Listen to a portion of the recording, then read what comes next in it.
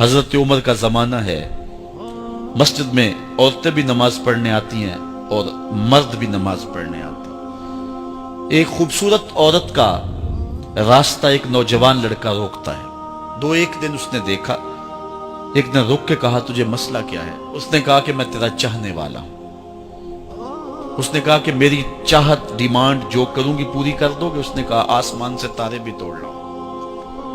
اس نے کہا بس میری یہ خواہش ہے 40 دن حضرت عمر کے پیچھے نمازیں پڑھ لو، اس کے بعد 40ویں دن کی آخری نماز کے بعد یہاں میں منتظر ہوں گی تیری اور تیرا انتظار کروں۔ 40 دن نمازیں چلتی رہی۔ پھر عمر کا لہجہ اور من کے روگ نہ دھلے اور من میں نور نہ اترے۔ 40ویں دن کی آخری نماز کے بعد وہ گردن جھکا کے جا رہا تھا، لڑکی اسبِ وعدہ کھڑی تھی۔ کہا گزر رہے ہو؟ میں اسبِ وعدہ کھڑی ہوں۔ کہا کھڑی رہو۔ عمر نے دل کا تعلق رب سے جوڑ دیا ہے۔ آؤ اس قرآن سے تعلق جوڑو، یہ دلوں کے زنگ اتارتا ہے، روحوں کو نور دیتا ہے۔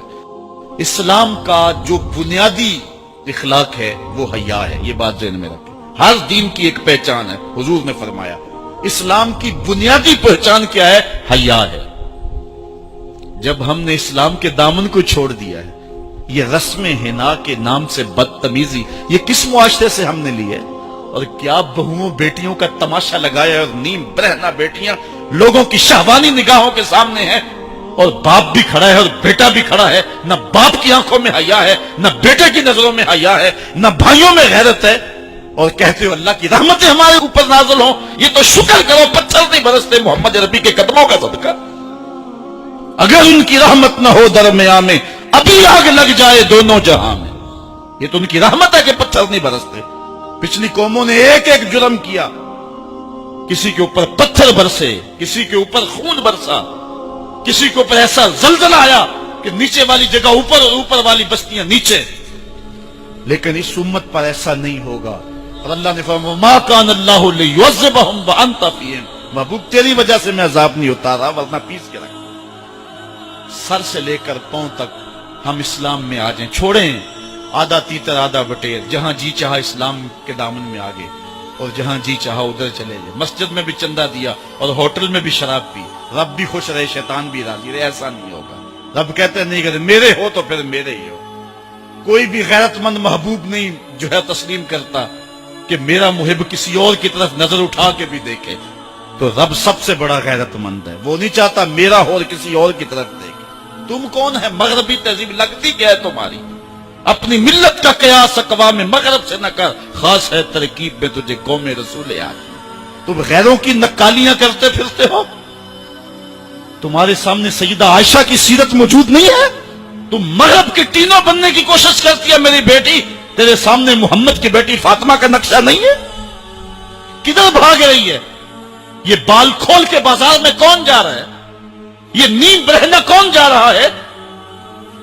دیکھ محمد عربی تجھے کیا آواز دے رہے ہیں، ان کا لہجہ کیا، اس کو سن اور زندگی کو کی مطابقت میں گزار۔ اصل ہمارے دل زنگ آلود ہو گئے، اس دنیا کے اس ماحول نے ہمیں اس طرح کر دیا ہے کہ آج ہمیں سمجھ نہیں آ رہی کہ ہم کدھر جائیں۔ اور ایک اور حدیث میں حضور نے دلوں کا اور من کا میل اتارنے کے 2 نسخے بیان کیے۔ ایک کثرت کے ساتھ موت کو یاد کرنا، کثرت کے ساتھ موت کا تذکرہ، اور دوسرا کثرت کے ساتھ جو ہے وہ تلاوت کلام مجید۔ اصل 10-15 سالوں سے ہمارے ساتھ جو کچھ ہوا ہے، آج اگر کوئی تذکرہ موت کرے، کوئی آخرت کی یاد دلائے، کوئی عمل کی بات کرے، وہ کہتے ہیں یہ تو ویسے خوش کیسے کیا پتا، قبر کا مذاق اڑا رہا ہے۔ اللہ اکبر، قبر دا خوف دے دے کے لوکی مینوں ڈرا دے۔ میں کہتا ہوں لوگ ہیں کون ڈرانے والے؟ منکر نکیر کا پتہ آمنہ کے لال نے دیا ہے۔ فَلْيَضْحَكُوا قَلِيلًا وَلْيَبْكُوا كَثِيرًا، تمہارا رب کہتا ہے تھوڑے ہنسا کرو زیادہ رویا کرو۔ رونا دل کا میل اتارتا ہے، باطن کے اجاڑ پن کو دور کرتا ہے، من میں خشیت الہی کے پھول کھلاتا ہے۔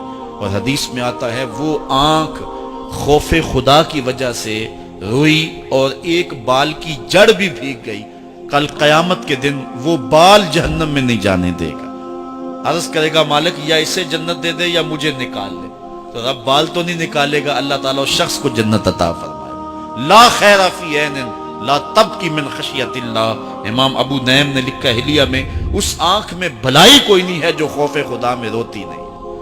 رونے کا مزاج بناؤ، طبیعت کے اندر نرمی پیدا کرو۔ اگر طبیعت سخت ہے، بعض لوگ تباً سخت ہوتے ہیں، تو روزانہ شام کے وقت قبرستان میں جا کر کے کچھ وقت گزار کے آیا کرو۔ اپنی طبع میں نرمی پیدا کرو، طبیعت میں سادگی پیدا کرو، اپنے زندگی کے معاملات کو زیادہ نہ پھیلاؤ کہ جو حساب دینا مشکل ہو جائے۔ مجھے اپنے والد گرامی کی ایک بات یاد آئی، آپ فرمایا کرتے تھے جس شخص سے پیار ہو جائے نا، اس کی آخرت کے لیے سوچا کرو کہ اس کی آخرت ٹھیک ہو جائے، اس کے لیے محنت کرو، کوشش کرو، جو تم کر سکتے ہو کہ اس کی آخرت ٹھیک ہو جائے۔ ہاں، ہر بندہ چاہتا تو یہ ہے کہ میری زندگی آسودہ ہو، آسودہ ضرور بناؤ زندگی کو، لیکن خیال رکھو کہ اس دنیا کی زندگی کی آسودگی سے آخرت کی آسودگی جو ہے وہ زیادہ عزیز ہے۔ یہ 4 دن کی زندگی ختم ہو جانی تھوڑی ہے، بالکل سانسوں کی گنتی ہے اور ختم ہو جانے والی ہے، اور وہ زندگی نہ ختم ہونے والی۔ اس لیے خندق کھودتے صحابہ پر جب حضور کو پیار آیا تو دعا کیا دی، اے اللہ میرے انصار کو بھی بخش دے، میرے مہاجروں کو بھی بخش دے، چونکہ زندگی تو آخرت کی زندگی ہے، ان کی آخرت کی زندگی کے لیے خاص طور پہ دعا مانگی۔ اس لیے اپنی آخرت کی زندگی کے بارے ترجیحاً ہم سوچیں اور اپنی زندگی کو بہتری کی طرف لے جائیں۔ 5 گانہ نماز شعار زندگی بنا لیں۔ زندگی جاتی ہے تو جائے، لیکن نماز نہ جانے پائے۔